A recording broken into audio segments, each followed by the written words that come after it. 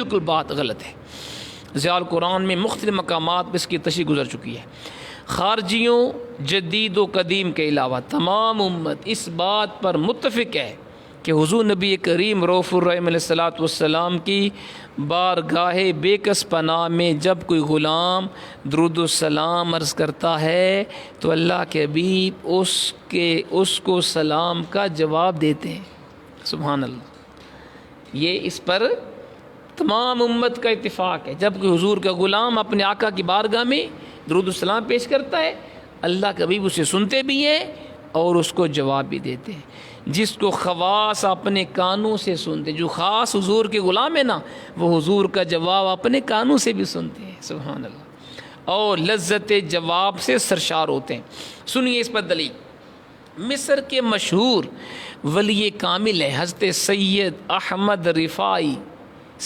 احمد کبیر رفاعی رحمۃ اللہ علیہ۔ یہ مصر کے بہت بڑے عالم تھے، ولی کامل ہیں۔ جب روضہ رسول پہ حاضر ہوئے تو بسط ادب و نیاز حضور کی بارگاہ میں عرض کرتے ہیں، اس طرح سلام کیا، الصلاۃ والسلام علیک یا جدی۔ سبحان اللہ، چونکہ یہ خود سید تھے، سید زادے حضور کی آل میں سے ہیں، تو حضور کو جا کے کہا، میرے نانا جان آپ پر درود و سلام ہو، آپ پر درود و سلام ہو۔ تو روضہ پاک سے جواب آیا، حضور کی بارگاہ سے جواب آیا، وعلیک السلام یا ولدی، اے میرے بچے تجھ پہ بھی سلام ہو۔ سبحان اللہ، یہ سن کر آپ پر وجد کی کیفیت طاری ہو گئی، اور فی البدی یہ ربائی آپ نے وہاں عرض کنت ارسلها تقبل الارض عنی وہی نائبتی، جب میرا جسد خاکی یہاں سے دور تھا، حضور جب میرا جسم آپ کی بارگاہ سے دور تھا تو میں آستانہ بوسے کے لیے اپنی روح کو بھیجا کرتا تھا۔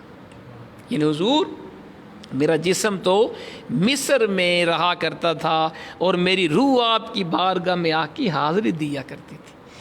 پھر عرض کی، وَهَذِهِ دَوْلَةُ الْأَشْبَاحِ قَدْ حَضَرَتْ فَامْدُدْ يَمِينَكَ كَيْ تَحْظَىٰ بِهَا شَفَتِي، اب تو میں خود حضور کی بارگاہ میں روح بدن سمیت حاضر ہوا ہوں۔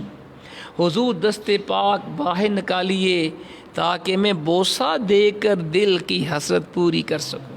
سبحان اللہ، کتنی بڑی بات ہے جناب۔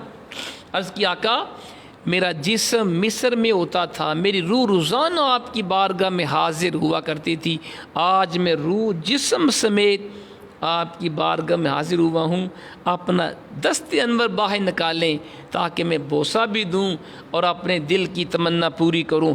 تو جب انہوں نے، چونکہ حضور کے سچے عاشق تھے، سید زادے تھے، جب یہ عرض کیا تو حضور کا دست مبارک باہر آیا قبر انور سے، آپ فوراً آگے بڑھے اور حضور کے دست انور کا بوسہ لے لیا، اور ہزارہا آدمیوں نے جو وہاں حاضر تھے سب نے حضور کے دست انور کی زیارت کر لی۔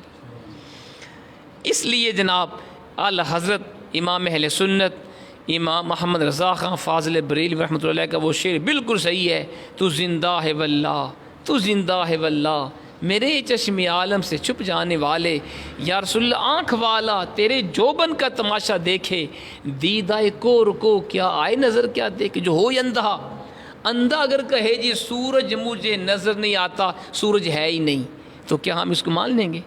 نہیں مانیں گے، نہیں، ہم کہیں گے بھئی سورج تو ہے لیکن تیری آنکھوں کی بصارت نہیں ہے۔ تو اسے اگر کوئی اندھا کہے مجھے حضور اگر زندہ ہیں مجھے نظر کیوں نہیں آتے، ہم کہیں گے تو دل کا اندھا ہے، تو بھی اگر سید احمد کبیر رحمۃ اللہ علیہ جیسا عاشق بن، حضور تجھے بھی اپنا دیدار کروائیں گے۔ سبحان اللہ۔ تو حضرت اعلی حضرت نے پھر آگے فرمایا، دیکھنے والے کہا کرتے ہیں اللہ اللہ، یاد آتا ہے خدا دے کی صورت تیری۔ تو آج بھی جو حضور کے سچے غلام ہیں، اللہ کے حبیب جب چاہیں ان کو اپنا رخ بدوحا دکھا دیتے ہیں۔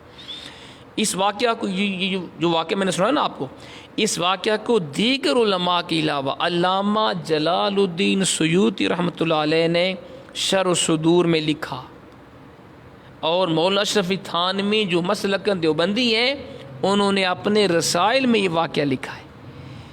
جو نہیں مانتے ان کے بہت بڑے عالم ہیں۔ اور امام جلال الدین سیوطی رحمۃ اللہ علیہ کون ہیں؟ یہ بہت بڑے اسکالر ہیں، بڑی کتب کے مصنف ہیں، اور حضور کے بڑے عاشق تھے. اتنے عاشق تھے کہ آپ نے 70 دفعہ سے زیادہ حالت بیداری میں حضور کی زیارت کی ہے. 70 دفعہ سے زیادہ جاگتے ہوئے حضور کا چہرہ انور دیکھا ہے. یہ وہ ہستی ہے امام جلال الدین سیوطی رحمۃ اللہ علیہ. انہوں نے شرح الصدور میں اس کو لکھا، اور مولانا اشرف تھانوی صاحب نے اپنے رسائل میں یہ واقعہ لکھا. اور سنیں، حضرت امام شرف الدین بصیر رحمۃ اللہ علیہ یہ بھی بہت بڑے حضور کے عاشق تھے، مصر کے تھے. یہ بھی فالج کا مرض لاحق ہو گیا، ان کو فالج ہو گیا، نصف جسم، آدھا جسم آپ کا بیکار ہو گیا. اور اس وقت تو فالج کا علاج تھا ہی نہیں. تو ڈاکٹروں نے کہا حضور اس کا کوئی علاج نہیں، بس آپ چند دنوں کے مہمان ہیں. تو آپ نے نبی پاک علیہ الصلوۃ والسلام کی جناب میں فریاد کی، حضور کی بارگاہ میں استغاثہ کیا. اسی رات اللہ کے حبیب نے آپ کو زیارت کا شرف بخشا. حضور نے دست مبارک ان کے بدن پر پھیرا، فوراً شفا یاب ہو گئے خواب کے اندر. مولانا اشرف تھانوی نشر الطیب مطبوعہ دیوبند صفحہ 232 پر اس واقعہ کو لکھنے کے بعد آگے لکھتے ہیں، اسے آپ بھی پڑھیے. یہ اپنے گھر سے نکلے تھے صبح کے وقت، یعنی رات کا واقعہ تھا نا. رات کو حضور کی شان میں قصیدہ انہوں نے لکھا تھا، نعت یا قصیدہ، جس کو بردہ شریف کہتے ہیں. آج بھی وہ تمام مکاتب فکر کے دینی مدارس میں صبح کے ٹائم حفلے اور بزم ادب کے اندر اسٹوڈنٹس یہ قصیدہ بردہ شریف پڑھتے ہیں. اللہ نے بڑا اس کو مقبولیت عطا کی ہے. یہ قصیدہ آپ نے حضور کی شان میں لکھا تھا، اور پھر جب سو گئے تو حضور نے خواب میں اپنی زیارت کروائی، اور آپ کے فالج والے جسم پہ اپنا دست انور پھیرا، رب نے فوراً شفا دے دی. جب صبح ہوئی نا تو آپ جب بازار میں گئے، گھر سے نکلے کہ میں لوگوں کو بتاؤں کہ میرے آقا نے کرم فرما دیا ہے، تو ایک درویش سے ملاقات ہوئی، ایک فقیر ملا آپ کو. اس نے کہا حضور مجھے بھی وہ قصیدہ سنائیے نا جو آپ رات کو حضور کی بارگاہ میں پیش کر رہے تھے، مجھے بھی سنائیے. کہتے ہیں میں بڑا حیران کہ میں نے بھی کسی کو بتایا بھی نہیں کہ مجھے خواب میں حضور کی زیارت ہوئی. اس فقیر کو کیسے پتہ چلا؟ میں نے کہا جی آپ کو کیسے پتہ چلا؟ اس نے کہا جی سنیں. آئے ہائے ہے، کہتے ہیں اس نے کہا مجھے وہ قصیدہ سنائیے جو آپ نے حضور کی شان میں لکھا ہے. میں نے پوچھا بھئی کون سا قصیدہ؟ اس نے کہا جس کا پہلا شعر آپ نے یہ پڑھا تھا، امین تذکر جیران بزی سالمین. ان کو تعجب ہوا کیونکہ انہوں نے بھی کسی کو بتایا نہیں تھا مجھے خواب میں حضور کی زیارت ہوئی ہے. اس درویش نے کہا واللہ خدا کی قسم میں نے اس کو اس وقت سنا ہے جب یہ نبی پاک علیہ الصلوۃ والسلام کی بارگاہ میں آپ پڑھ رہے تھے اور حضور خوشی کا اظہار فرما رہے تھے. میں یہ فقیر بھی وہاں موجود تھا اور میں نے بھی قصیدہ سنا ہے. یہ قصیدہ بے زر سے لکھنے کے قابل ہے، اور حضور علیہ الصلوۃ والسلام نے اسے پسند فرمایا.